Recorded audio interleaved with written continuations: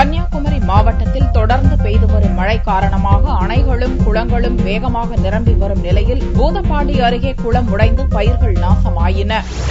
கன்னியாகுமரி மாவட்டத்தில் கடந்த ஒரு மாத காலமாக இடைவிடாது மழை பெய்து வருகிறது. இதனால் நீர்வரத்து அதிகரித்து அணைகள் அதன் முழு கொள்ளளவை எட்டும் நிலையில் உள்ளது. இந்நிலையில் சனிக்கிழமையன்று மதியத்துக்கு பின்னர் தொடங்கிய மழை நள்ளிரவு வரை நீடித்தது. அதிகபட்சமாக புத்தனாறு அணை பகுதியில் 98, பெருஞ்சாணி அணை பகுதியில் 97.2, கன்னிமார் பகுதியில் 82.3 மில்லிமீட்டர் மழை பதிவானது. மழையால் குமரி மாவட்டத்தில் பெரும்பாலான குளங்கள் நிரம்பி மறுகால் பாயும் நிலையில் பூதப்பாண்டி அருகே சனிக்கிழமை அன்று இரவு தேங்களம் உடைப்பெடுத்து தண்ணீர் வயல்களுக்குள் புகுந்தது. வாழைத்தோப்புகளும் தண்ணீரில் மூழ்கின.